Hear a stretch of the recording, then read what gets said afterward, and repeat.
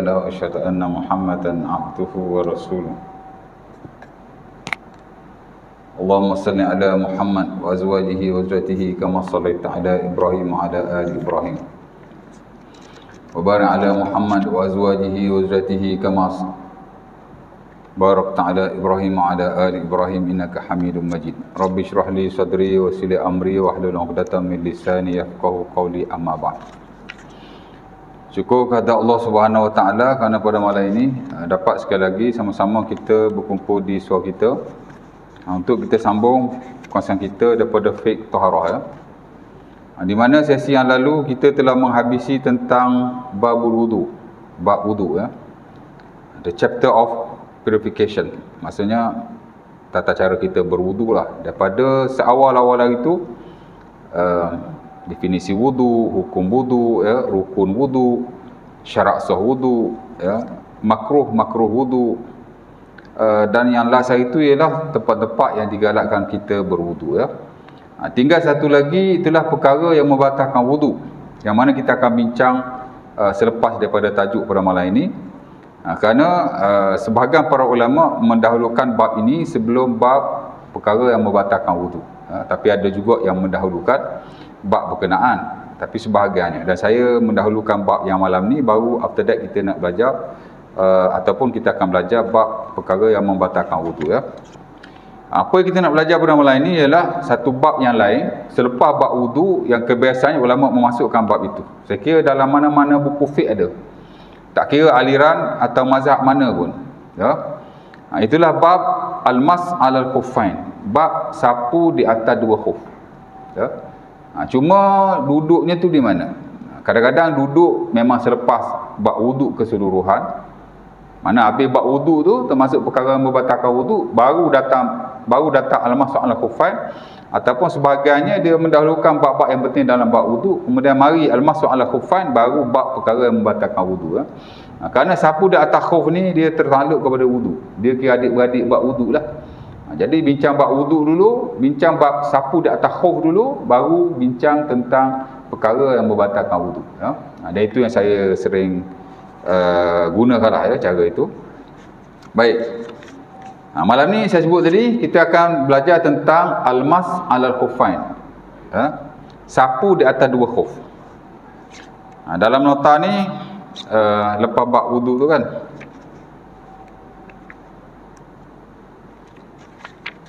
lepas sifat wudu yang sempurna tu, mana habis bab wudu tu, adalah bab sapu di atas khuf tu. Di mana yang saya notakan tuan-tuan, ada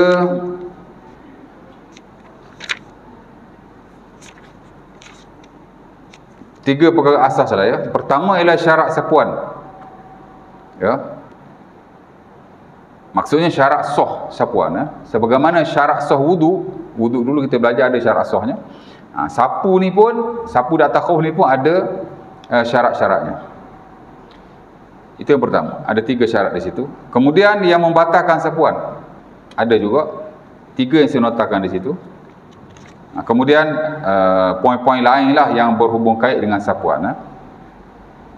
Ini yang paling basic. Walau bagaimanapun, sebelum kita pergi kepada syarat-syarat sapuan, perkara yang membatalkan sapuan dan hal-hal lain yang berkaitan dengannya, kita pergi dulu dua perkara asas sebagaimana kita bincang bab-bab yang terdahulu.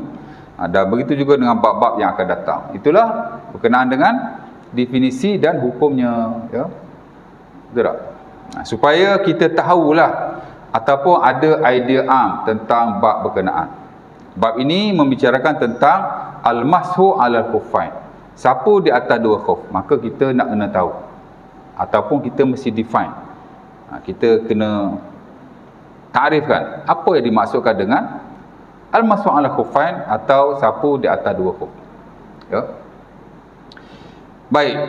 Al-mashu 'alal khuffain, sapu di atas dua khuf. Al-mashu makna sapu. Masaha yamsahu mashan, sapulah. Dan saya tak perlu hurai lagi sebab sapu ni saya dah pernah hurai dulu masa bab wudu. Di mana masa wudu ada dua sapuan. Pertama sapu kepala, betul tak? Ya ayyuhallazina amanu idza qumtum ila shalah faghsilu wujuhakum wa aydiyakum ilal marafiq wamsahu bi ru'usikum wa arjulakum ila al-ka'bain. Wahai orang yang beriman, bila kamu nak sembahyang, basuhlah muka-muka kamu, tangan-tangan kamu hingga ke siku, dan sapulah kepala-kepala kamu. Betul tak? Wamsahu bi ru'usikum wa arjulakum ila al-ka'bain. Kemudian basuhlah kaki kamu. Jadi sapu di situ kita dah bincang. Sapu kepala macam mana, ya tak? Ya, sapu berbeza dengan basuh. Ya. Sapu ni sapu lah orang Arab. Kata al-masah, orang Melayu kata sapu. Apa maksud sapu? Sapu-sapu ni kita lalukan tangan kita ke atas sesuatu. Sapu lah tu. Sapu meja, ya. Sapu kepala, sapu kursi. Kita lalukan sesuatu, terutama tangan kita lah. Ya. Di atas sesuatu. Itulah mana sapu. Macam kita sapu kepala masa wudu. Mana kita sapu aja, jangan basuh. Ada orang dia basuh kepala tu. Macam basuh anggota yang lain. Dia taduh air dalam tangan, bro. Taduh air, bro. Itu bukan basuh. Sorry, itu bukan sapu, itu basuh. Yang disunahkan ialah, ataupun yang disyariatkan Allah ialah sapu. Basahkan tangan, bukan taduh air dengan tangan. Basahkan saja tangan kita, kemudian sapu. Tapi kalau tuan-tuan basuh pun, sah, bukan tak sah. Ya, tapi kuranglah pahala tu. Sebab yang dimaksudkan ialah sapu. Kita buat lebih. Kok pahala lebih ke Ustaz? Mungkin ada semua berfikir begitu. Ya. Yang disyariatkan, of course lah, yang disunahkan ialah sapu. Tapi kalau basuh, harus. Ya. Tapi dia tidak se-afdal apa yang disyariatkan, of course lah apa yang disunahkan. Itulah sapu. Allah Ta'ala pun kata, wamsahu biru'usikum. Dan sapu kepala kamu. Jadi yang the best, yang perfect sapu. Tapi kalau basuh pun, harus. Tapi tak afdal lah, tak perfect. Pasal Allah Ta'ala suruh sapu saja. Yang kita pergi buat lebih tu kenapa? Ya tak? Ya. Baik. Nabi pun tak pernah basuh, Nabi sapu saja. Dalam hadis-hadis wuduk Rasulullah SAW. Jadi sapu-sapu ni kalau kita lihat dalam kamus Arab, imrarul yad ala al-asya, ataupun setengahnya mengatakan bahawa imrarul yad ala al-a'dha, melalukan tangan di atas sesuatu ataupun melalukan tangan di atas anggota badan kita lah. Mana sapu lah, ya. Kalau sapu kepala dulu, mana melalukan tangan di atas kepala kita. Sama juga dengan sapu telinga. Ni pun banyak orang miss, seumpama sapu kepala juga, di mana telinga pun dia basuh. Sedangkan dalam sunnah-sunnah wudu, kita dah bincang dulu, yang disunnah bahkan disyaratkan ialah mashul uzunain, menyapu telinga, kedua telinga, bukan membasuh telinga. Hatta standard dalam mazhab Syafi'i pun, dalam sunanul wudu, the preferable things in wudu ialah mashul uzunain. Ya, menyapu telinganya. Sama macam kita sapu kepala juga. Basahkan telinga, kemudian ya, sapu telinga kita. Saya dah ajar dulu kan. Jari masuk dalam lubang ni, ibu jari belah atas. Ya. Batin uzunain, batin dalam telinga kita, ibu jari, jari telunjuk. Zahir uzunain, luarnya dengan ibu jari. Itu cara yang sunnah lah. Tapi kalau awak nak tukar jari ni pergi jari ni, ya tak? Ibu jari nak pakai sukati lah kan. Asal sapu, hasalat lahu sunnah, dapat pahala sunnah tu. Tapi tak perfect. Sebagaimana yang dilakukan dan diajar oleh Rasulullah SAW. Itulah dengan memasukkan jari telunjuk ke dalam lubang telinga, kedua-duanya, untuk membersihkan dalaman telinga, dan ibu jari yang disebut sebagai ibham di luar telinga untuk membasuh zahir ataupun bahagian luar telinga itu. Ya, kalau kita buat gitu perfect lah. Cerita dia sapu ya, jangan tak ada air buat telinga. Dah masuk air dalam telinga pula dah. Satu hal pula. Ya tak? Sapu saja, basahkan telinga. Zat. Ya. Insya-Allah taala. Jadi sapu tak ada isu lah ya. Okey, yang kedua ialah al-khuffain. Dua khuf. Ya, jadi al-mashu al-khuffain, sapu ke atas dua khuf. Sapu tak ada isu, mana sapu lah ya. Dua khuf pula merujuk kepada apa?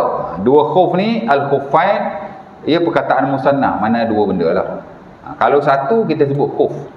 Khuf khuffain mana dua khuf. Sebab kebiasaannya orang dia tak ada satu khuf, dia ada dua.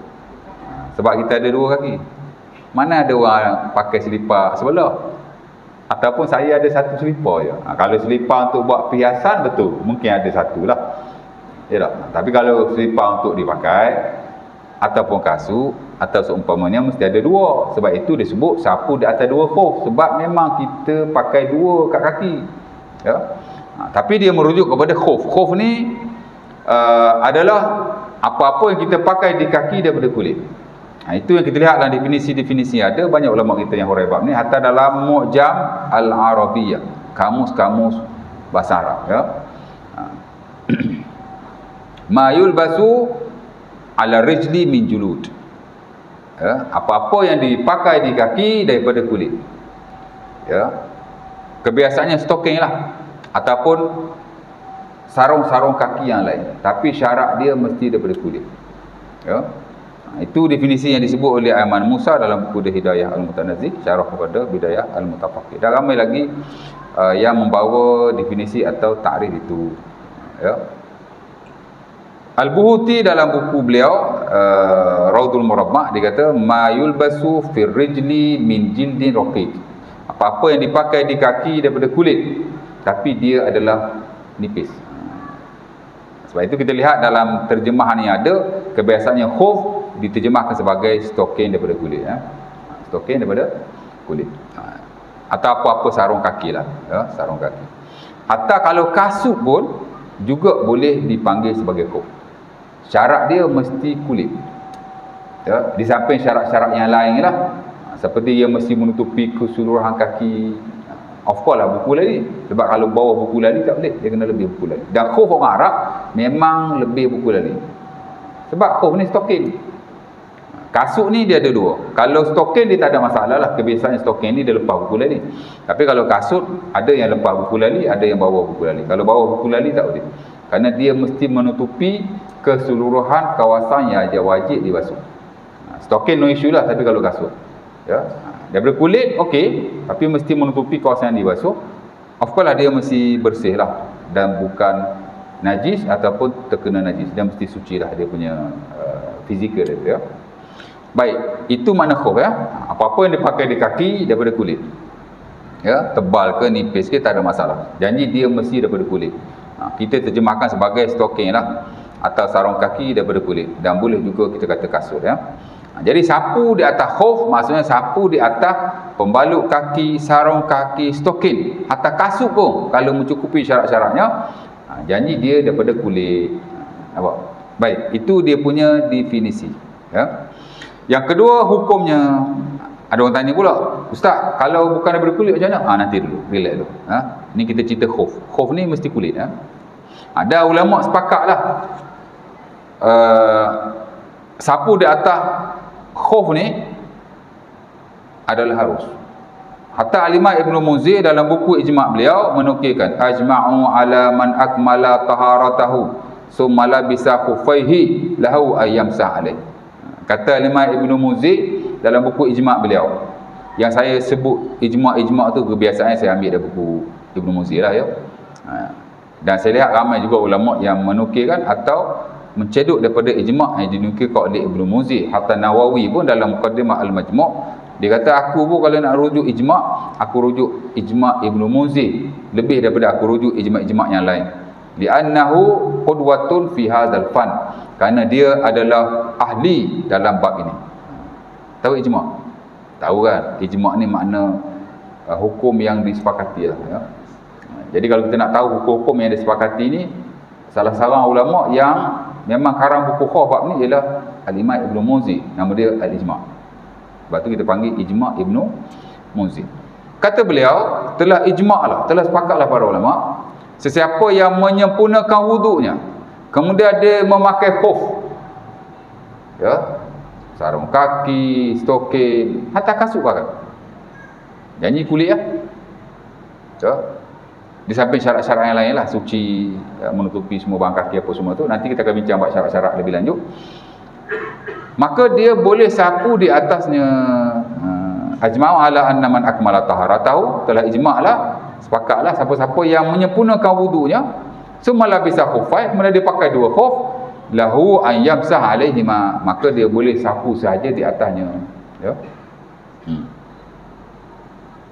Tapi syarat utama dia mesti sempurnakan wuduk terlebih dahulu. Nanti ada syarat-syarat itu. Nombor satu, menyempurnakan wuduk terlebih dahulu, ya. Jadi kalau kita tak wudu, boleh aja pakai khuf, tapi nak sapu tak boleh lah. Dia kena wudu macam biasa dulu, after that dia pakai. Lepas tu kalau dia batal, baru dia boleh sapu sahaja di atasnya bagi menggantikan basuh kaki. Tapi mesti taharatun kamilatun, mesti sempurnakan dulu wudunya. Contoh kalau dia wudu tak sempurna, tak wudu confirm tak boleh. Yang kedua dia wudu tapi tak sempurna, dia basuh kaki baru sebelah. Hak lain dia wudu macam biasa, wudu at the end kaki baru basuh sebelah. Kemudian dia nak pakai khuf. Dia tak nak sapu tak boleh. Kena wudu bagi sempurna dulu. Dan kata Imam Ibn Qudamah Al-Maghrisi dalam bukunya Al-Mughni, na'lamu fi taqaddum kata Imam Ibn Qudamah Al-Maghrisi dalam bukunya Al-Mughni, la na'lamu fi ishtirati taqaddumi taharati li jawazil mashi 'ala al-khuffaini khilafan. Tak ada khilaf dalam bab ni, di mana ulama sepakatlah kalau nak buat sapu di atas khuf ni mesti sempurnakan taharah ataupun wuduk terlebih dahulu. Tak ada khilaf bab ni ya. Baik. Jadi hukum dia jelas, harus sepakat para ulama. Melainkan Al-Imam Malik rahimahullah dalam sebahagian riwayat dia tidak mengharuskannya. Ada juga ya yang tak harus ya. Imam Malik lah. Kerana Imam Malik tuan-tuan dalam bab ni dia ada 3 pendapat. Pertama, seumpama pendapat majoriti para ulama, Hanafi baik, Maliki Syafi'i baik, Hambali baik, di mana harus ya. Tapi sebahagian pendapat dia yang lain dia kata tidak harus, melainkan hanya ketika bermusafir saja. Dan unfortunately pendapat tu ada dalam buku beliau yang masyhur sekali, itulah Al-Mudawwanah. Di mana dia kata yamsahul muqim duna al-musafir. Di mana dia kata yamsahul musafir dunal muqim. Orang yang bermusafir boleh sapu, tapi orang yang bermukim tidak boleh. Ya. Dan ada juga pendapat yang lain yang dibawa oleh anak-anak murid dia. Antaranya Al-Imam Ibn Wahab. Dia ni kira top mazhab Maliki juga, min ashabi Malik. Dia ni kira sahabat Imam Malik lah. Ya. Ataupun anak murid beliau. Dia kata Imam Malik tak benar sapu di atas khuf. La safaran wala hadaran. Tidak ketika bermusafir dan juga tidak ketika bermukim. Tapi dua pendapat ni ditolak oleh ulama-ulama Maliki yang lain. Dia kata itu pendapat lama Imam Malik. Kerana pendapat beliau yang lain yang dinukilkan oleh anak-anak murid beliau seperti Al-Majishun, seperti siapa lagi ya? Seperti Al-Mutarrif, dia kata Imam Malik kata boleh. Ya. Pada peringkat awal dia kata tak boleh kerana dia lihat orang Madinah tak buat. Imam Malik ni dia lebih berpegang kepada amalan orang-orang Madinah pada zaman beliau. Kalau orang Madinah tak buat, dia tak buat. Ya, walaupun ada hadisnya. Tapi at the end dia ubah pendapatnya itu, pertama kerana ada hadisnya, yang kedua mungkin dia melihat sebahagian orang Madinah melakukannya, mungkinlah ya.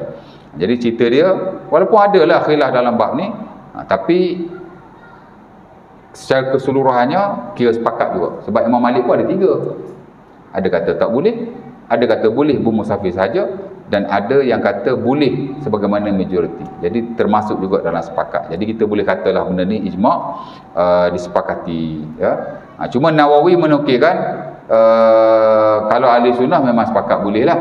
Tapi kalau Syiah dan Khawarij tak boleh.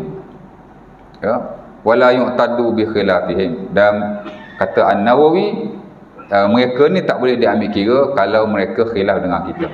Ahli sunnah kata boleh, mereka kata tak boleh. Kita tak boleh ikut mereka lah. Ya, sebab dasar-dasarnya tidak sama. Ya. Kita selain Quran, kita pakai hadis-hadis yang sahih yang diriwayatkan. Ya. Nasihat Bukhari, nasihat Muslim, mereka tak pakai yang tu. Jadi mana boleh ambil kira khilaf berkenaan. Ya. Baik. Jadi haruslah ya sepakat para ulama hukum dia. Cuma dari satu sudut ulama tak sepakat dari sudut afdal tak afdal saja. Harus memang harus, tapi mana satu afdal? Basuh kaki ke sapu? Sebagai ulama kata basuh kaki itu lebih afdal. Dan ini yang standard dalam mazhab Syafi'i dan dipilih oleh sebagian ulama-ulama yang lain. Ya, dia kata basuh kaki itu lebih afdal. Maksudnya kalau kita pakai kasut atau stocking pun Kita buka, kita basuh, that is the best. Ya. Nampak? Kenapa? Karena dia kata itu yang diperintahkan Allah. Allah Taala kata wamsahu biruusikum wa arjulakum ilal ka'bain. Dalam Quran Allah Taala suruh basuh. Dan Nabi SAW pun banyak basuh berbanding sapu. This is the most and frequently done by the Prophet. Ini yang banyak Nabi buat, dia kata basuh berbanding sapu. Sapu ni masa Nabi musafir begitu saja. Jadi dia kata basuh lebih afdal lah. Dan dia kata basuh ni asal, sapu ni badal. Tahu badal? Badal haji apa mana badal haji? Ganti ya. Jadi basuh yang asal. Sapu ni hanya badal atau ganti saja. Mana lebih afdal? Hak asal ke hak ganti? Imam memang imam tetap lah semayang kan. Tiba-tiba dia tak dapat hadir balik kampung, orang ganti. Mana lebih afdal? Dia ke hak ganti tu? Dia lah lebih afdal. Pasal dia imam ratib. Ratib ni mana imam yang tetap. Ya. Sama laki ni pun asal basuh. Sapu ni hanya ganti. Dia tak? Jadi ganti ni mungkin kita boleh buat, tapi afdal dia kata basuh. Dan of course lah, sapu ni hanya rukhsah. Sedangkan basuh itu azimah, mana hukum asal. Jadi dia kata melihat kepada dasar-dasar itu, basuh itu lebih afdal lah.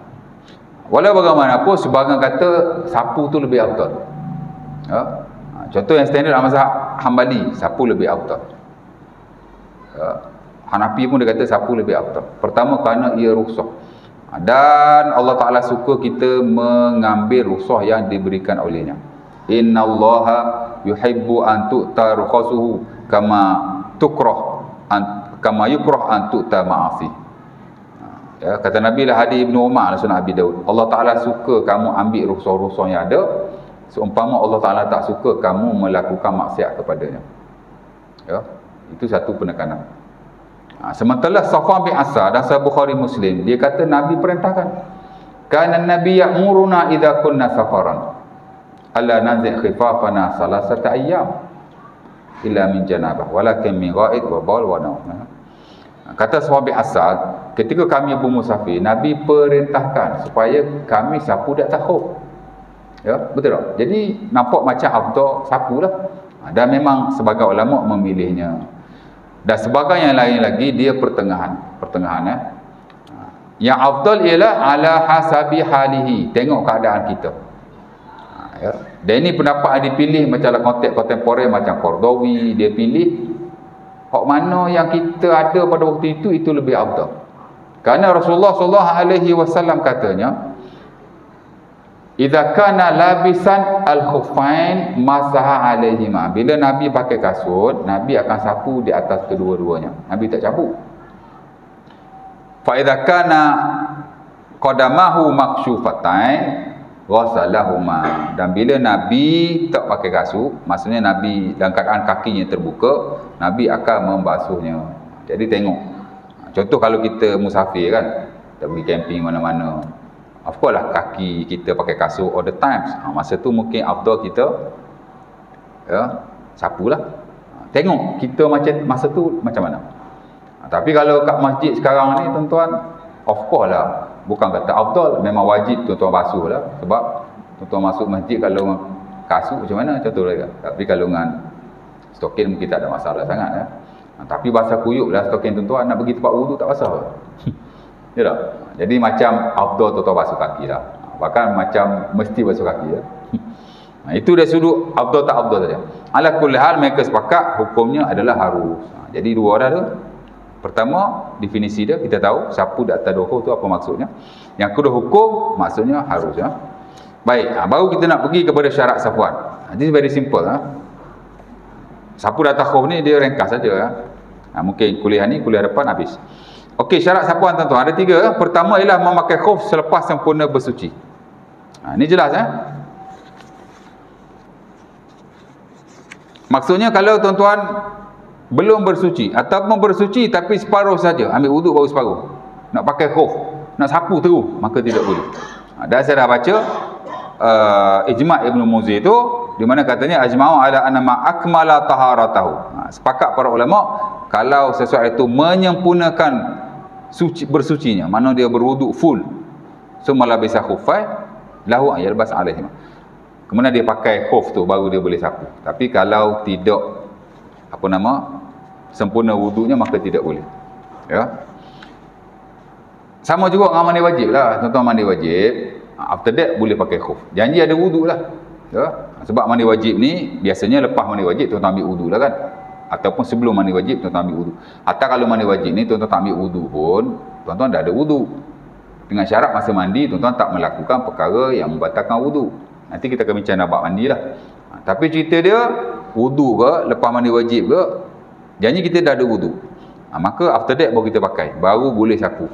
Tapi kalau tidak dalam keadaan berwuduk, yang kita berada kecil, ataupun kita baru separuh bersuci, maka tidak boleh. Mesti full, complete ya.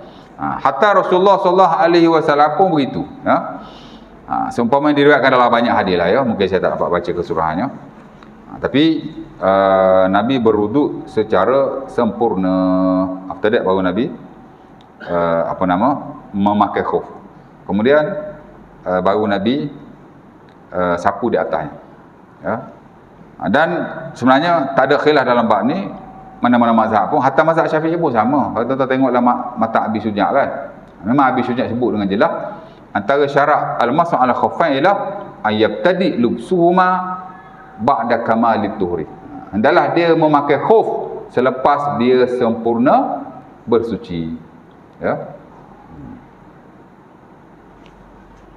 Okey, itu yang pertama. Yang kedua, khuf mestilah menutupi kawasan wajib basuhan. Ya. Dalam istilahnya, contoh dalam tak bersunnah tu kan, dia kata ayyakuna satiran limahallil wajib minal qadamain. Hendaklah dia menutupi tempat yang wajib dibasuh daripada dua kaki itu. Maksudnya tempat wajib basuh tu dia kena tutup lah. Kalau dia pakai khuf, tapi khuf dia tu pendek, bawah buku lali, maka tidak boleh. Dia mesti lebih buku lali. Ya, mana kena tutup belaka. Lebih tak apa, tapi tak boleh kurang. Ya. Dan kalau boleh, dia punya khuf tu mesti full coverage, mana dia mesti tutup habis. Kalau ada lubang-lubang sikit tidak boleh, walaupun sebagai ulama memberi keharusan. Imam Syafi'i rahimahullah dalam fatwa dia yang lama, dia kata kalau khuf ni ada lubang-lubang sikit-sikit lah, maka tidak menjadi masalah. Kenapa? Kerana kasira min ashabin Nabi fuqara. Sebahagian daripada sahabat Nabi ni orang miskin. Wal fuqara la yakhlu khifafuhum min furuq. Ya. Sebab dan bila mereka miskin, tidak sunyi kasut-kasut mereka atau khuf mereka ni berlubang. Orang miskin kan, kasut mesti berlubang sikit kan. Ya. Dan dia kata fa idza kana zalika ala ahdi Rasulillah ghaliban aw katsiran minhum wa lam yunabbih ar-Rasulullah wa lam yunabbih ala zalika Rasulullah.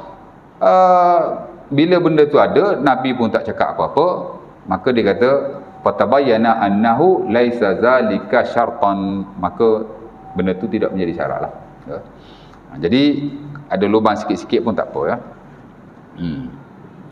Itu pendapat dia lama lah. Pendapat yang baru dia kata tak boleh, lubang sikit pun tak boleh. Ya. Tapi sekiranya sebagai ulama-ulama kontemporer, ulama masa kini lah, dia kata dalam bab ni boleh saja kalau ada sikit sebanyak kekurangan lah pada khuf. Kerana orang ni kadang-kadang khuf yang lama-lama dia ada lubang sikit kan, maka dimaafkan. Jangan sampai separuh berlubang. Oh tak boleh, itu lebih daripada over pula kan. Tapi kalau sikit-sikit tu benda biasa ya. Kerana ia juga ada pada zaman Rasulullah dan Nabi tidak pernah melarangnya. Azan. Oh cepat betul baru 30 minit. Azan lah.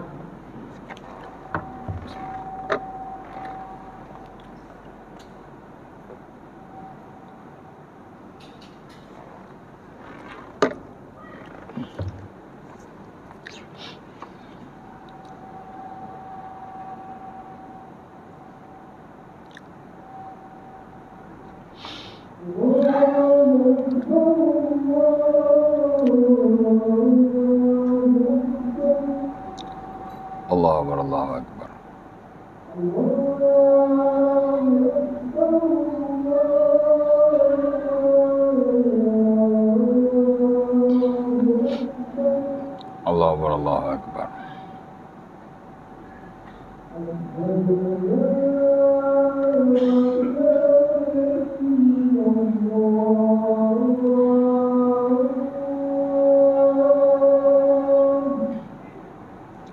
La ilaha illallah.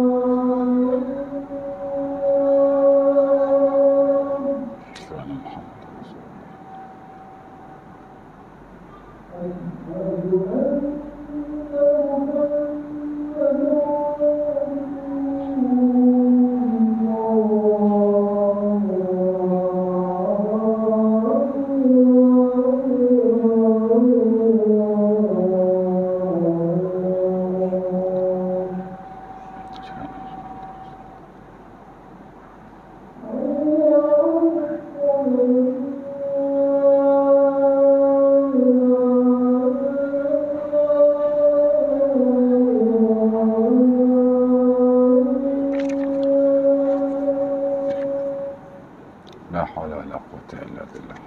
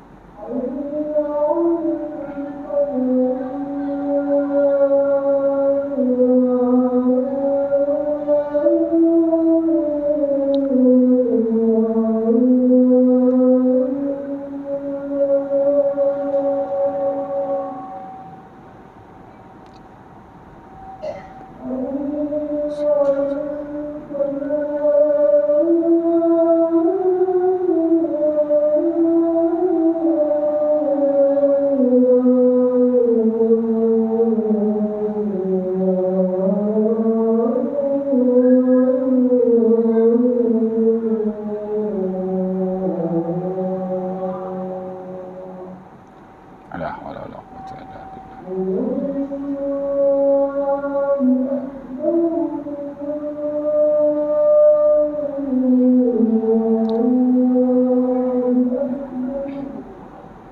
Allahu akbar.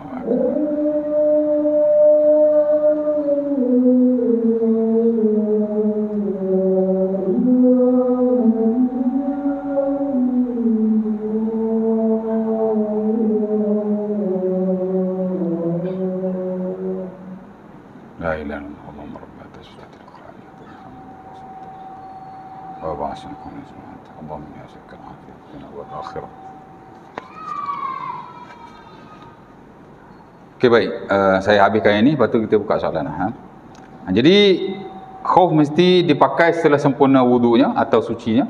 Kemudian khauf mesti menutupi kawasan yang wajib dibasuh sebaik-baik keseluruhan. Tapi kalau ada sikit-sikit kekurangan tu, kecacatan pada khauf, tidak ada masalah ya.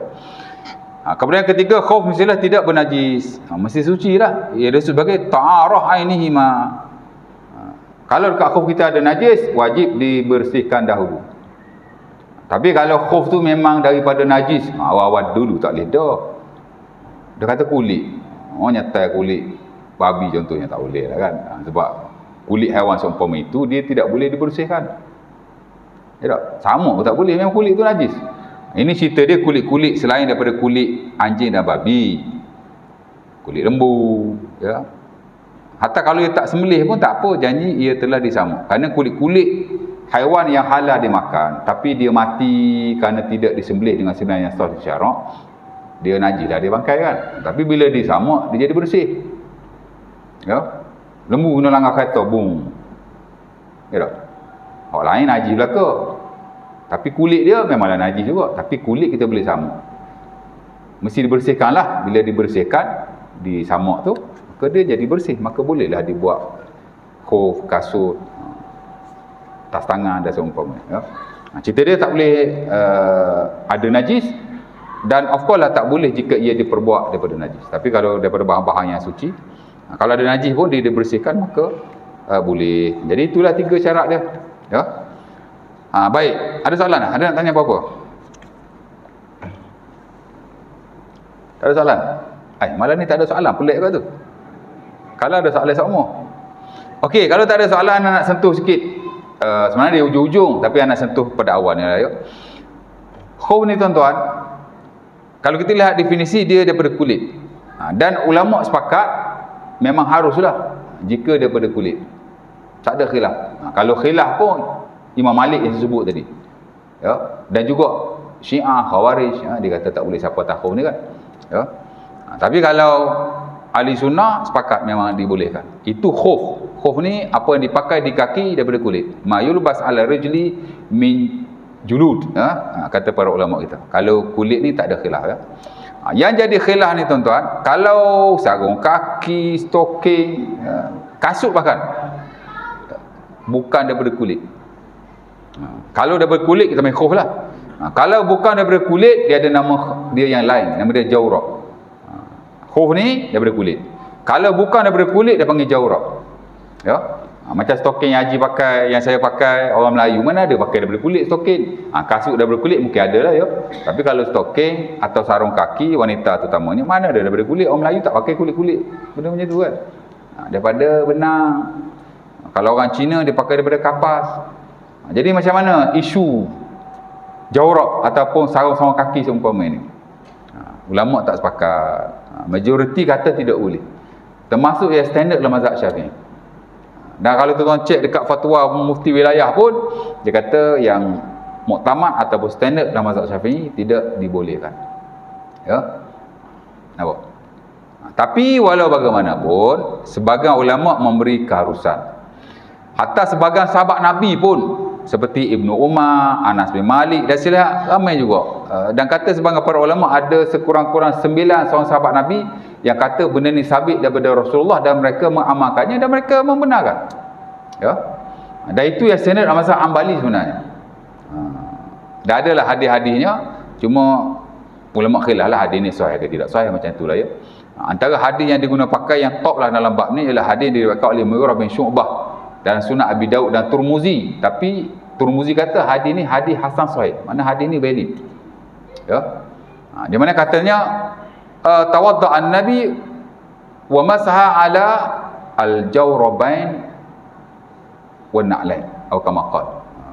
Dia kata Nabi berwuduk, kemudian Nabi menyapu di atas 2 jawrabnya. 2 stoking atau sarung kaki yang bukan daripada kulit. Dan Nabi juga sapu di atas kedua kasutnya. Ya. Mana ada hadis tu. Dan mungkin lagi ada nanah yang lain. Sebab itu kalau kita lihat fatwa ulama-ulama kontemporer tuan-tuan, macam Mufti Mesir ahli Jumaat, macam Dr. Sukordawi bahkan, saya mau sendiri buku fiqh taharah beliau, dia juga memilih bahawa apa-apa yang dipakai di kaki lah, walaupun bukan daripada kulit, walaupun benda ni khilaf, dia kata boleh sahaja jika ia disapu di atasnya. Mana dia memilih pendapat yang harus ya. Dan saya kira kalau kita belajar NDT pun kita bersetuju jugalah dengan pendapat yang kita harus. Dan saya personally pun mengamalkannya. Saya memang buatlah tuan-tuan. Kerana ia lebih memudahkan. Dan Qardawi pun dia notakan di situ. Katanya walladhi urajjihu huna. Dan pendapat yang kita rasa rajih, kita pilihlah pendapat ni. Dia kata at-tawsi'ah wa takhfif 'alan nas. Kita beri keluasan dan kita memudahkan manusia lah ya. Kerana dia kata ini rukhsah. Kalau semata-mata kulit, orang Arab je lah yang dapat rukhsah ni. Bagaimana dengan orang lain yang tidak menjadikan kulit sebagai pakaian di kakinya? Orang Melayu mana ada pakai stoking kulit? Berak. Itu dia dengan bahasa-bahasa yang lain. Jadi dia kata kalau kita pilih pendapat tu, tidak ada masalah sama sekali. Dan kalau kita lihat fatwa mufti wilayah pun, ujung tu dia kata, walaupun mazhab Syafi'i tidak membenarkan, dan majoriti ulama juga, tapi kerana sebagai ulama lain membenarkan. termasuk yang standard dalam mazhab Hanbali, dan ulama-ulama kontemporer. Jadi dia kata kalau kita tak buat, tapi kalau ada orang yang melakukannya, maka jangan diingkari sama sekali, kerana isu ni isu ijtihad. Cerita lagi itulah. Jadi tuan-tuan kalau pakai stokin, walaupun bukan daripada kulit, walaupun daripada kain, boleh saja diamalkan. Tapi adalah syarat dia.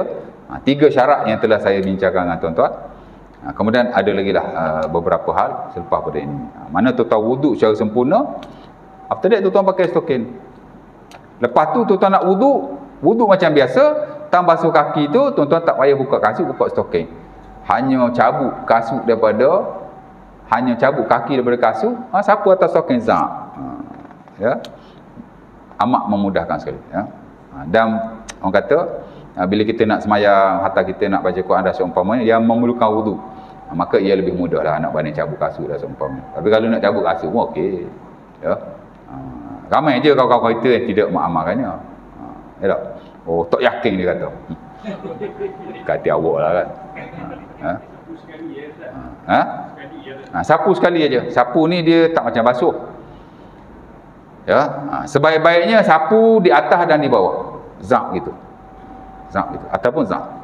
Gitu boleh. Atas bawah sapu. Tapi sapu di atas saja sudah memadainya. Ya. Sapu atas pun cukup. Zak je daripada jari ke atas. Ni kaki kita kan? Gitu. Selesai masalah. Ya tak? Tapi tangan tu kena basahkan dululah. Dan sebenarnya banyak lagi syarat-syarat yang lain. Kalau nak ikut syarat sebagai ulama yang ketat tu, hatta dalam mazhab Syafi'i pun, kalau kulit sekalipun, dia kalau kulit nipis tak boleh.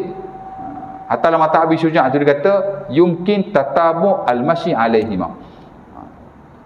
Ya tak? Dah lah dia mensyaratkan kulit, dan dia masih tebal sehingga kita boleh berjalan di atasnya seumpama kasut.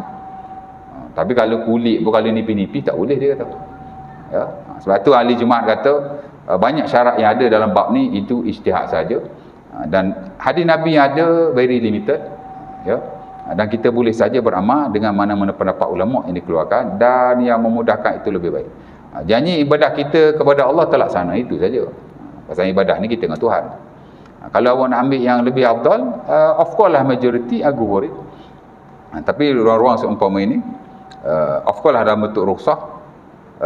Hatta kata Qardawi, kalau kita berkerah sangat pun, fa in syaddadna fata maqsudu rukhsah. Kalau kita berkerah ataupun kita nak betul-betul standard, maka kita akan hilanglah rukhsah itu. Pasal benda ni rukhsah, tuan-tuan.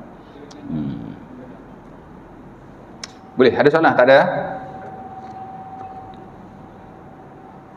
Macam dulu kan. Dulu ada isu, ada satu negeri tu bila dia nikah, aku terima. Pada tak boleh, standard mazhab Syafi'i kena sebut aku terima nikahnya. Awak nak ikut standard mazhab Syafi'i. Kalau betul-betul standard mazhab Syafi'i, semua tak boleh ada wali nikah ni, termasuk saya sendiri. Atau juru-juru nikah yang ada pun. Kerana syarat wali dalam mazhab Syafi'i mesti wali yang adil, tidak fasik. Tahu wali yang adil? Adil ni maksudnya sempurna sebagai seorang mukmin. Kalau bercakap tak pernah dusta. Ya. Semayang wajib, dia buat. Tuan-tuan tak mari semayang berjemaah 5 waktu, tak adil dah. Ya tak? Jadi kalau nak ikut standard betul-betul, hak betul-betul muktamad tuan, usah kata tuan-tuan juru nikah tu pun tak boleh juru nikah. Kita dah pakai fatwa kedua dalam mazhab Syafi'i yang tidak kuat lah. Wali boleh saja, atau juru nikah tu sendiri jika dia fasik, sah. Itu kita ambil dalam mazhab Hanafi sebenarnya. Ada juga dalam mazhab Syafi'i, tapi mazhab yang tidak kuat lah. Tapi yang betul-betul standard, yang muktamad, wali mesti orang yang tidak fasik. Ya. Apa nak fasik? Tidak melakukan dosa yang besar dan juga tidak melakukan dosa yang kecil secara berterusan.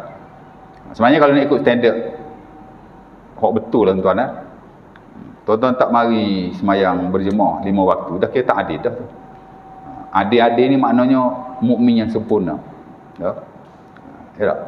Of course lah kalau jenis ya tak? Cerita dia gitulah. Ada benda kita ambil yang the most standard, yang muktamad, tapi dalam banyak hal kita ambil yang lebih memudahkan, yang memberi keluasan kepada orang. Islam ni dia banyak alternatif. Ni dah rahmat tuan. Ya. Ada benda kita boleh bergerak. Saya tuan personally, kalau hadis palsu, ajaran palsu, tak ada sandaran, of course lah reka-rekaan, saya number one berada di seharapan. Betul?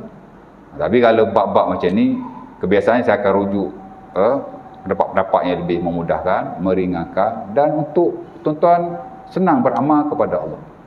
Dan kita lihat ulama-ulama kita pun, hatta ulama besar macam Nawawi, hatta lah konteks kontemporer macam Qardawi. Itulah prinsipnya.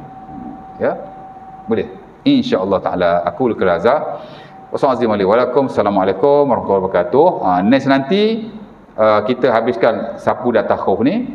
Syarat kita dah habis, tinggal lagi yang membatalkan sapuan. Apakah yang membatalkan sapuan? Maksudnya kalau benda ni kita buat, kita dah tak boleh sapu lagi. Kita kena basuh kaki macam biasa. Dan saya cakap kepada tuan-tuan secara personal lah, Rosa ni amat nikmat sekali. Kerana saya sudah bertahun-tahun mengamalkan. Saya start bila buat sapu di atas 2 khuf ni, stocking saya pakai masa saya belajar master dulu. Ya. Sebab bila kita belajar, kita beri penekanan kepada bab-bab seumpama ini, baru saya mula mengamalkannya 8 tahun yang lalu. Ya. Di mana bila saya berwuduk, saya pun pakai kasut, pakai stocking, lepas tu saya hanya sapu saja. Saya pergi sekolah cukup senang. Ya. Saya boleh sembahyang dengan senang, saya boleh ambil wuduk, dan saya boleh sentiasa kekal dekat dalam wuduk. Boleh kata saya keluar tanah je ambil wuduk, keluar tanah je ambil wuduk. Kerana tak susah. Kalau tidak nak buka kasut apa gitu, payah juga tuan, nak pergi bilik pakai selipar mari. Ini senang. Keluar je tandas, pergi kat tempat singki tu ambil wuduk sah. Oh, senang tuan. Tak? Sembahyang duha pun all the time. Ya. Nak ngaji Quran pun tak payah. Ni dekat. Pasal ambil wuduk senang, bukan susah pun. Aku Lekazak, Assalamualaikum warahmatullahi wabarakatuh. Kita sambung pada masa yang akan datang, ya.